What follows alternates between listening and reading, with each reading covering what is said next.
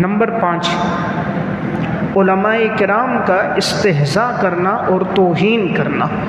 جو علماء ہیں، صلحاء ہیں، دیندار لوگ ہیں، ایسے علماء کا مذاق اڑانا، ان کی توہین اور تذلیل کرنا بسا اوقات یہ بھی ایسا گناہ ہے جو انسان کے سوء خاتمے کا اور کفر کا سبب بن جاتا ہے۔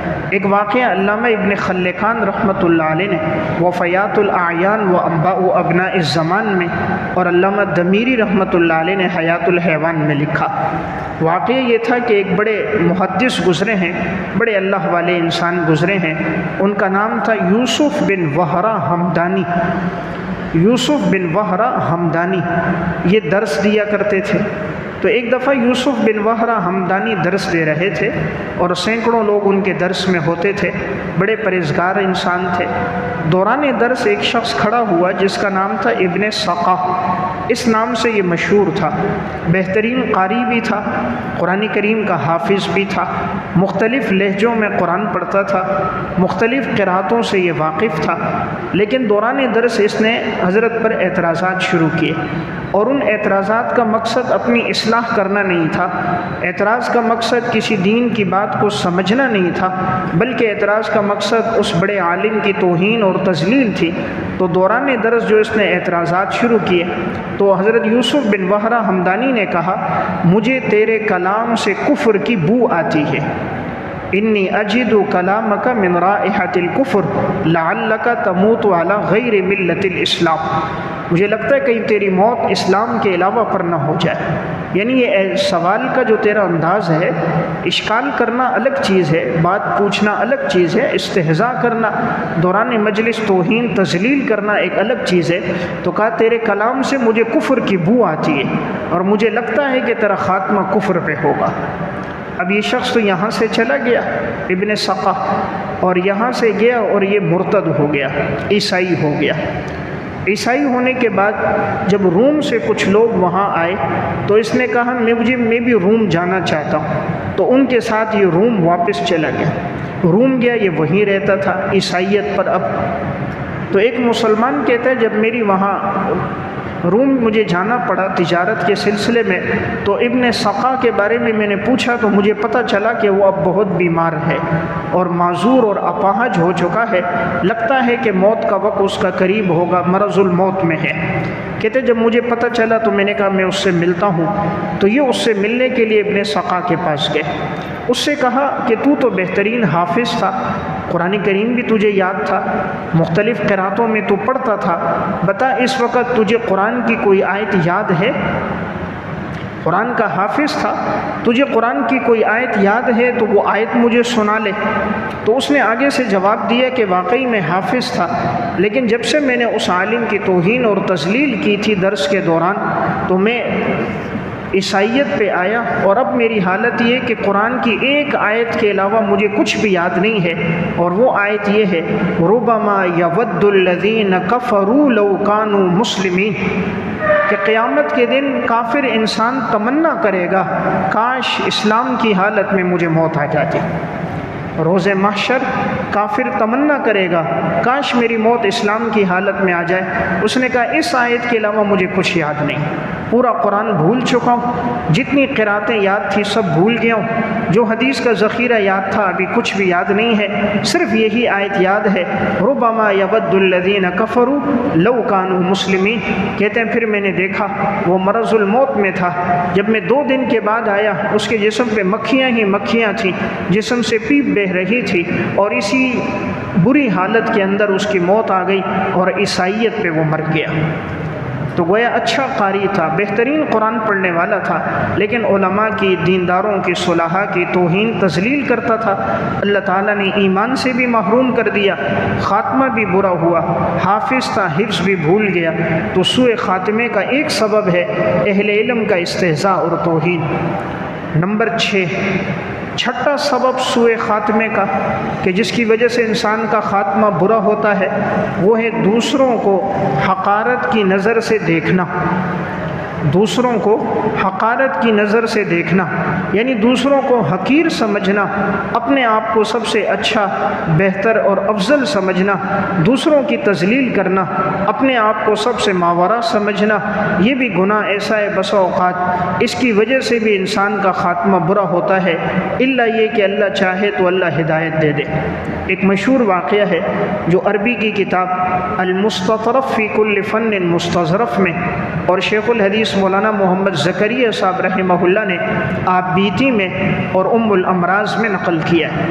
ایک بہت بڑے بزرگ گزرے ہیں، شیخ ابو عبداللہ اندلسی رحمۃ اللہ علیہ۔ یہ وہ بزرگ تھے کہ جن کے 12,000 سے زائد رفقا اور مرید تھے۔ ان کے مرید اور ان کے حلقے میں ہونے والے لوگ، ان سے مستفید ہونے والے لوگ، اس وقت ان کی تعداد 12,000 سے زائد تھی۔ شیخ ابو عبداللہ اندلسی کے تلامذہ میں اس دور کے ایک بڑے بزرگ حضرت شیخ شبلی رحمۃ اللہ علیہ بھی تھے، اور ان کی وجہ سے بہت ساری خانقاہیں آباد تھیں، بہت سے مدارس آباد تھے، 20 لوگوں کی زندگی ان کی وجہ سے تبدیل ہوئی تھی۔ تو ایک دفعہ یہ سفر میں جا رہے تھے، ان کے ساتھ ان کے سارے رفقا مریدین بھی ساتھ تھے۔ سفر ہوتے ہوتے ایک عیسائی آبادی سے گزر ہوا، تو وہاں جیسے ہی اس جگہ ان لوگوں نے پڑاؤ ڈالا، ٹھہرنا تھا، کھانا کھانا تھا، تو ان کی نظر پڑی تو سامنے ایک کنواں تھا، اور اس کنویں پر عیسائی لڑکیاں آ کر پانی بھر رہی تھی ڈھولوں میں، جانوروں کو پلا رہی تھی، گھر کے لیے لے جا رہی تھی۔ تو شیخ ابو عبداللہ اندلسی کی نظر ایک نوجوان لڑکی پہ پڑ گئی، اس کو اللہ نے بڑا حسن و جمال دیا تھا، تو شیخ کی نظر پڑی تھی تو شیخ اس کے حسن پہ فریفتہ ہو گئے، اور ایسے ہو گئے کہ بس اسی کی طرف ان کی نظر چلی گئی۔ اب جب وہاں سے کوچ کرنے کا وقت آیا تو تلامذہ نے، مریدوں نے شیخ سے کہا کہ حضرت چلتے ہیں۔ شیخ نے کہا میں نہیں جاتا، تم جاؤ۔ سب نے کہا حضرت اتنی بڑی تعداد آپ کے ساتھ رفقا کی ہے۔ اس نے کہا میرے دل میں اب اس کی ایک محبت رچ بس گئی ہے، اب میں یہاں سے نہیں جا سکتا جب تک کہ میں اس کو پا نہ لوں۔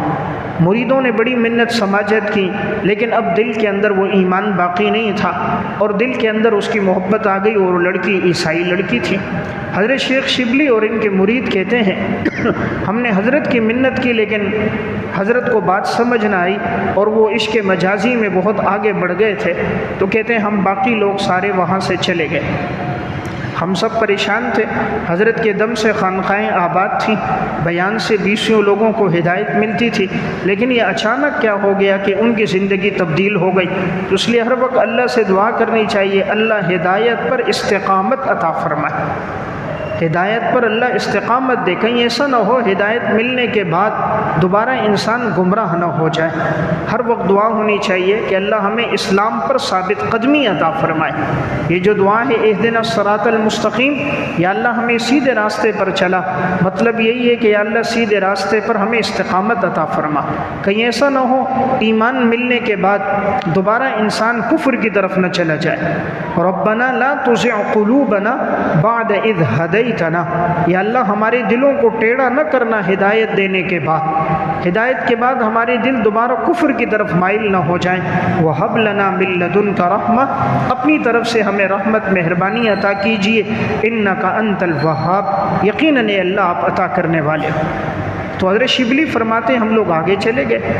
ہم سب کو بڑا افسوس تھا کہ شیخ بڑے آدمی تھے، لیکن اچانک کیا ہو گیا۔ کہاں ہم لوگ گئے، 1 سال کا عرصہ گزر گیا، پھر دوبارہ ہم نے سوچا دیکھتے ہیں شیخ کی کیا حالت ہے۔ سال ہو گیا، شیخ اب تک واپس نہیں لوٹے۔ تو حضرت شبلی اور چند رفقا انہوں نے پھر سفر باندھا اور اسی علاقے میں پہنچے۔ اب دیکھا تو شیخ کی عجیب حالت ہے، شیخ کے گلے میں زنار ڈلی ہوئی ہے۔ یہ عیسائیوں کا نشان ہے صلیب کا، وہ صلیب کا نشان اس کے گلے میں تھا۔ شیخ کی حالت یہ تھی کہ ہاتھ میں وہ عصا جس کو پکڑ کے شیخ خطبہ دیتے تھے، اس عصا سے خنزیروں کو چرا رہے تھے، اور وہ ٹوپی جس کو پہنا کرتے تھے وہ امامہ اتر گیا، اور اب وہ ٹوپی سر پہ تھی جو عیسائیوں کی ٹوپی ہوتی ہے، اور خنزیروں کو چرا رہے ہیں۔ ایک جنگل میں ایک درخت کے نیچے اب شیخ بیٹھے ہوئے ہیں۔ اب یہ رفقا جو چند مخصوص تھے یہ شیخ کے پاس گئے، کہا یہ آپ کی حالت کیا ہو گئی؟ پتہ چلا تو لوگوں نے بتایا اس لڑکی کے والد نے یہ شرط لگائی تھی کہ میں بیٹی کی شادی تب کروں گا جب آپ عیسائی ہو جاؤ، اور تب شادی کراؤں گا جب آپ خنزیروں کو چراؤ گے، اور تب جب آپ اپنے گلے میں زنار ڈالو گے اور آپ عیسائیوں کی ٹوپی اور لباس اختیار کرو گے تو شیخ نے یہ سب کچھ اختیار کر دیا تھا۔ اب انہوں نے جب پوچھا آپ کی یہ حالت کیسے ہو گئی، اس نے کہا مجھے بھی نہیں سمجھ آ رہا کہ میرے ساتھ یہ سب کچھ کیا ہو گیا۔ اب وہ رونے لگا، ایسا رو رہا تھا اس کی ہچکیوں سے رونے سے آواز یوں گردش کر رہی تھی دونوں پہاڑوں کے درمیان، تو مرید اور خلفاء بھی رونے لگ گئے۔ شیخ نے کہا اب میرے اختیار میں کچھ بھی نہیں ہے۔ اب یہ سب دعا کرتے تھے یا اللہ شیخ کو ایمان عطا فرما دے، ہدایت عطا فرما دے، ایمان کو دوبارہ اس کے دل میں لوٹا دے۔ سب دعا کرتے رہے، وہیں رہے، لیکن کوئی کیفیت بدلی نہیں۔ اب یہ لوگ کہتے ہیں جب ہم تھوڑا سا آگے بڑھے، 3 دن کا ہم نے سفر کیا تھا، اچانک ہم نے دیکھا پیچھے سے شیخ کی آواز آئی۔ شیخ ایک اونٹ پہ سوار آ رہے تھے، فرمایا رکو۔ قریب میں پانی کی نہر تھی، شیخ ابو عبداللہ اندلسی نے غسل کیا، غسل کے بعد ہمارے سامنے آئے اور بلند آواز سے کلمہ پڑھا، اشہد ان لا الہ الا اللہ و اشہد ان محمدً عبدہ و رسولہ۔ جیسے پڑھا تو ہم نے خوشی میں نعرہ تکبیر لگایا۔ ہم سارے خوش ہو گئے کہ اللہ نے شیخ کو ایمان عطا فرما دیا، ہدایت عطا فرما دی اللہ نے شیخ کو۔ سارے مریدوں میں خوشی کی لہر دوڑ گئی۔ ہم شیخ کے پاس بیٹھے، شیخ نے نماز پڑھی، آنکھوں سے آنسو جاری تھے۔ ہم نے کہا حضرت یہ کیسے ہو گیا؟ آپ 12,000 حدیثوں کے حافظ، قرآن کے حافظ تھے، جس وقت آپ کی وہ حالت تھی اس وقت آپ کو کتنا قرآن یاد تھا؟ تو شیخ نے کہا جب میں اس حالت میں تھا مجھے قرآن کی یہ آیت یاد تھی، باقی میرے ذہن میں کچھ نہیں رہا تھا۔ ایک حدیث ان کو یاد تھی، 2 آیتیں ان کو یاد تھی جب کفر کی حالت میں تھے، کہا اس کے علاوہ میں قرآن بھول گیا تھا۔ قرآن کریم کی ایک آیت تھی وَمَنْ يَتَبَدَّلِ الْكُفْرَ بِالْإِيمَانِ فَقَدْ ضَلَّ سَوَاءَ السَّبِيلِ۔ جو آدمی اپنے ایمان کو کفر سے تبدیل کر دے یقیناً وہ سیدھے راستے سے بھٹک گیا۔ اور ایک یہ آیت یاد تھی وَمَنْ يُهِنِ اللَّهُ فَمَا لَهُ مِن مُكْرِمٍ إِنَّ اللَّهَ يَفْعَلُ مَا يَشَاءُ۔ اللہ تعالیٰ جس کو چاہے ذلیل و رسوا کر دے، اور یقیناً اللہ تعالیٰ ہر چیز کے کرنے پر قادر ہے۔ وہ عزت اور ذلت ملنا یہ صرف اللہ تعالیٰ کے قدرت اور اختیار سے ہے، انسان کے اختیار سے نہیں۔ تو کہا یہ 2 آیتیں اس وقت یاد تھی اور ایک حدیث کہ من بدل دینہ فاقتلوہ، جو دین کو بدلے اس کو قتل کرو۔ باقی کچھ یاد نہیں تھا، سب کچھ بھول گئے تھے۔ اب اللہ نے دوبارہ ایمان کی جب ان کو توفیق عطا فرما دی تو مرید ان سے پوچھنے لگے حضرت یہ کیا بات تھی اچانک آپ کفر کی طرف چلے گئے، عیسائی ہو گئے؟ اس نے کہا وجہ بتائی۔ وہ وجہ میں بتانا چاہ رہا ہوں۔ اس نے کہا جس وقت ہم سارے اس علاقے میں داخل ہوئے تھے تو میں نے ان عیسائی لڑکیوں کو، عیسائیوں کو دیکھا کہ یہ لوگ سب پانی بھر رہے ہیں، عیسائیت پر ہیں۔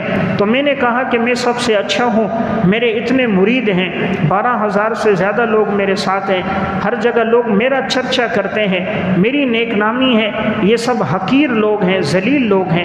میں نے ان سب عیسائیوں کو ذلیل سمجھا، ان لڑکیوں کو ذلیل سمجھا، حقارت کی نظر سے دیکھا۔ تو اچانک میں نے دیکھا میرے دل سے ایمان یوں اڑ کے نکل گیا جس طرح پرندہ اڑ جاتا ہے، تو ایمان یوں میرے دل سے نکل گیا تھا۔ تو میں نے بہت چاہا، پھر وہ ایمان لوٹ کر نہیں آیا۔ بعد میں اللہ نے توفیق عطا فرمائی۔ تو حضرت شیخ الحدیث رحمہ اللہ نے یہ واقعہ آپ بیتی میں نقل کیا، المستطرف میں بھی واقعہ۔ حضرت یہ اکثر واقعہ سناتے تھے، بتاتے تھے کہ دیکھو ایمان اللہ کی بہت بڑی نعمت ہے، کہیں تکبر کی وجہ سے، دوسروں کو حقیر سمجھنے کی وجہ سے اس نعمت سے انسان محروم نہ ہو جائے، تو ہمیشہ قدر کرنی چاہیے۔ تو دیکھیں بڑی نعمت تھی لیکن تحقیر کی تو ایمان کی نعمت سے محروم ہو گئے تھے۔ پھر مریدوں کی دعا تھی، اللہ نے دوبارہ ہدایت عطا فرما دی۔ نمبر 7، دین کا علم دنیا کی خاطر حاصل کرنا سوء خاتمے کا ایک سبب کیا ہے؟ دین کا علم دنیا کی خاطر حاصل کرنا۔ اگر کوئی آدمی دین کو سیکھے، دین کا علم حاصل کرے یا دین سے وابستہ ہو، نیت اس کی یہ ہو کہ مجھے دنیا مل جائے، پیسہ مل جائے، مال مل جائے، بسا اوقات یہ اتنا بڑا گناہ ہے کہ اس کی وجہ سے انسان کا خاتمہ برا ہو جاتا ہے۔ ایک واقعہ امام غزالی رحمہ اللہ نے احیاء علوم الدین میں لکھا۔ حضرت موسیٰ علیہ السلام کے دور میں ایک شخص تھا جو موسیٰ علیہ السلام کا قاصد تھا، حضرت کے ساتھ ہمیشہ ہوتا تھا، حضرت جہاں جاتے وہ بھی ساتھ ہوتا۔ حضرت حضرت جو بیان کرتے وہ لوگوں کو بھی وہی بیان سناتا، حضرت کا مرید تھا خاص، تو لوگوں میں بات کرتا حضرت موسیٰ کلیم اللہ نے یہ فرمایا، حضرت موسیٰ نجیب اللہ نے یہ فرمایا، لوگوں میں موسیٰ علیہ السلام کے واقعات اور موسیٰ علیہ السلام کا پیغام سناتا۔ ایک دفعہ موسیٰ علیہ السلام نے دیکھا کہ وہ شخص نظر نہیں آ رہا جو میرے ساتھ گھومتا پھرتا تھا میرے ساتھ دین کی دعوت میں۔ لوگوں سے پوچھا وہ کہاں چلا گیا؟ کسی نے کہا جی ہمیں نہیں معلوم۔ بعد میں ایک شخص نے کہا میں نے اس کو دیکھا ہے کہ وہ جنگل میں چل رہا ہے اور حالت یہ کہ وہ خنزیر کی صورت میں مسخ ہے، آدھا جسم خنزیر ہے باقی جسم انسان ہے اور وہ جنگل میں ہے۔ حضرت موسیٰ علیہ السلام حیرت میں پڑ گئے کہ بڑا اچھا آدمی تھا، ساتھ گھومنے والا، لوگوں کو دعوت دینے والا، یہ خنزیر کی صورت میں کیسے مسخ ہو گیا؟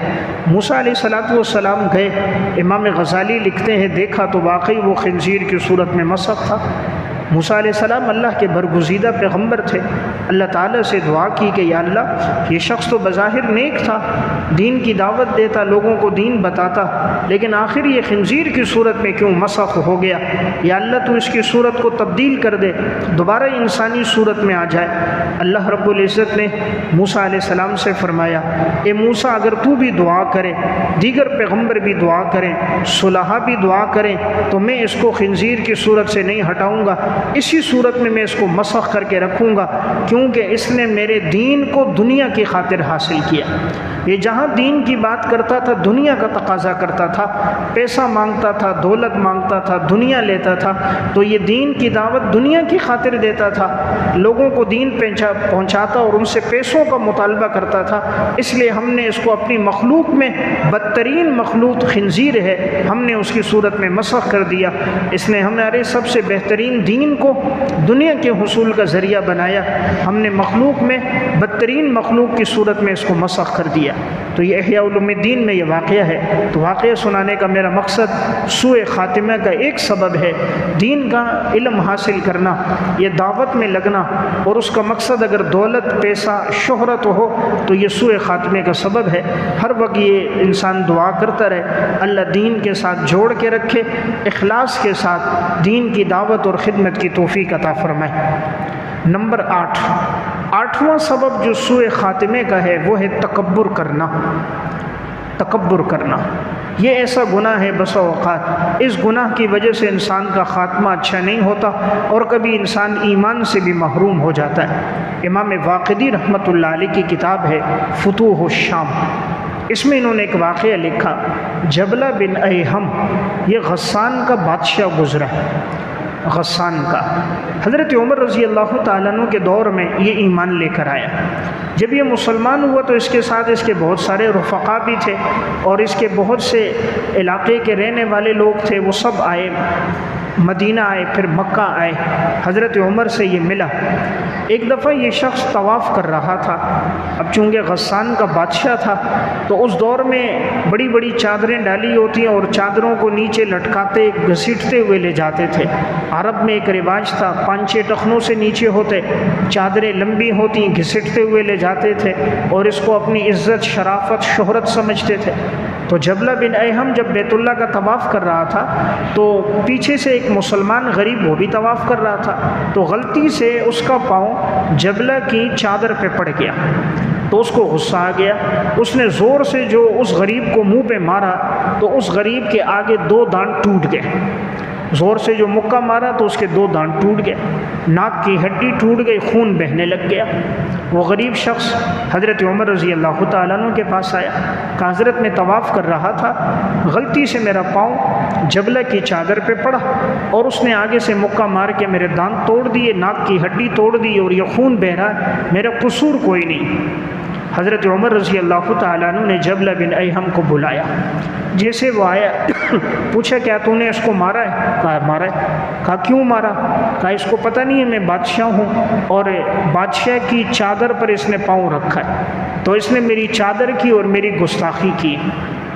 حضرت عمر نے فرمایا پاؤں اس نے غلطی سے رکھا اور تم نے اتنی سخت سزا کہ تم نے اس کے دانت توڑ دیے۔ اسلام کا قانون قصاص اور مساوات کا، برابری کا ہے، اب یہ تم سے بدلہ لے گا، جیسے تم نے اس کے 2 دانت توڑے یہ بھی تمہارے 2 دانت توڑے گا۔ اسلام میں برابری ہے، بادشاہ ہو یا فقیر ہو، مالدار ہو یا غریب ہو، اسلام کا قانون عدل سب کے ساتھ ہے، الا یہ کہ یہ تمہیں معاف کر دے تو ٹھیک ہے، یا تم کچھ دو اور یہ اس دیت پہ راضی ہو جائے تو بھی ٹھیک ہے، اور اگر یہ راضی نہیں ہوتا تو یہ تم سے بدلہ لے گا، تمہارے دانت توڑے جائیں گے۔